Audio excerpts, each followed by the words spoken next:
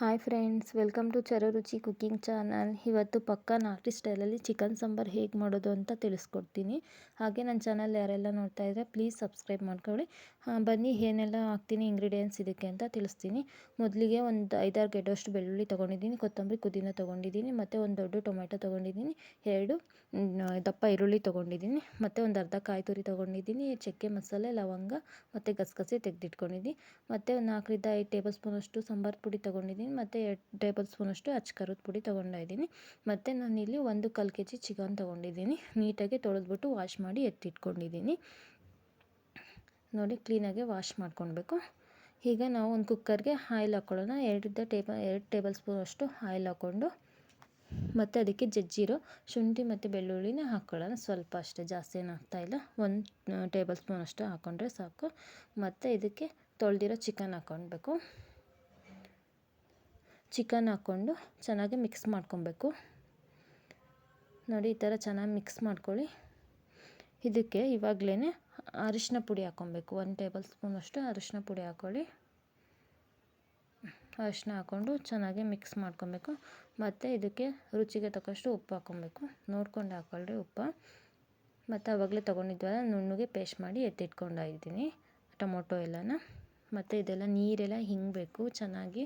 ಚಿಕನಲ್ಲಿ ನೀರು ಹಿಂಗಿದಾಗ ಮತ್ತು ರುಬ್ಬಿಟ್ಕೊಂಡಿರೋ ಖಾರನ ಅದಕ್ಕೆ ಹಾಕಿ ಸೇರಿಸ್ಬೇಕು.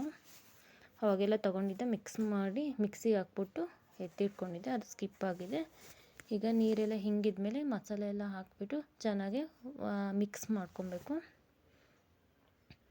ಮತ್ತು ನಿಮಗೆ ಉಪ್ಪೇನಾದರೂ ಸಾಲ್ಟೇಜ್ ಇದ್ದರೆ ನೋಡಿಕೊಂಡು ಹಾಕ್ಕೊಳ್ಳಿ. ನಾನು ಕರೆಕ್ಟಾಗಿ ಹಾಕ್ಕೊಂಡಿದ್ದೆ.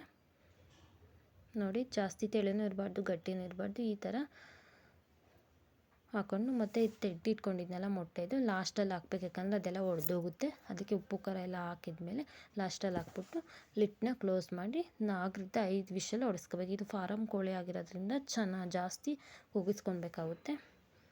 ನೋಡಿ, ಇದಾಗಿದೆ, ತೋರಿಸ್ತಾ ಇದ್ದೀನಿ. ಜಾಸ್ತಿ ಗಟ್ಟಿಗೂ ಆಗಿಲ್ಲ, ತೆಳ್ಳೂ ಆಗಿಲ್ಲ. ಪಕ್ಕಾ ಹಳ್ಳಿ ಸ್ಟೈಲ್ ರೀ, ತುಂಬ ಚೆನ್ನಾಗಿರುತ್ತೆ. ನೀವು ಒಂದು ಸಲ ಟ್ರೈ ಮಾಡಿ. ನೋಡಿ, ತುಂಬ ಚೆನ್ನಾಗಿ ಬಂದಿದೆ. ಯಾರೆಲ್ಲ ನನ್ನ ಚಾನಲ್ ನೋಡ್ತಾ ಇದ್ದೀರಾ ಪ್ಲೀಸ್ ಸಬ್ಸ್ಕ್ರೈಬ್ ಮಾಡ್ಕೊಳ್ಳಿ, ಸಪೋರ್ಟ್ ಮಾಡಿ. ಹಾಗೆ ನಿಮ್ಗೆ ಏನೆಲ್ಲ ರೆಸಿಪೀಸ್ ಬೇಕು ಕಮೆಂಟ್ ಮಾಡಿ ಹೇಳಿ. ನಾನು ಆ ಥರ ರೆಸಿಪೀಸೇ ಮಾಡೋಕ್ಕೆ ಟ್ರೈ ಮಾಡ್ತೀನಿ.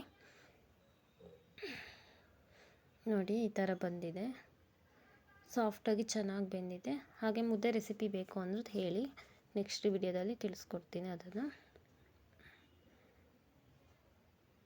ನೋಡ್ತಾ ಇರ್ಬೋದು, ತುಂಬ ಚೆನ್ನಾಗಿರುತ್ತೆ. ಹೊಟ್ಟೆ ತುಂಬ ತಿನ್ಬೋದು. ಮುದ್ದೆ, ರೈಸು, ಚಿಕನ್ ಸಾಂಬಾರೆಲ್ಲನ ರೈಸಿಗೂ ಆಗುತ್ತೆ, ಚಪಾತಿ ಜೊತೆನೂ ತಿನ್ಬೋದು.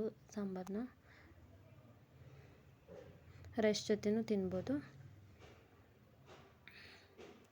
ಪ್ಲೀಸ್ ನನ್ನ ಚಾನಲ್ ಯಾರೆಲ್ಲ ನೋಡ್ತಾ ಇದ್ರೆ ಸಬ್ಸ್ಕ್ರೈಬ್ ಮಾಡ್ಕೊಳ್ಳಿ. Thank you for watching.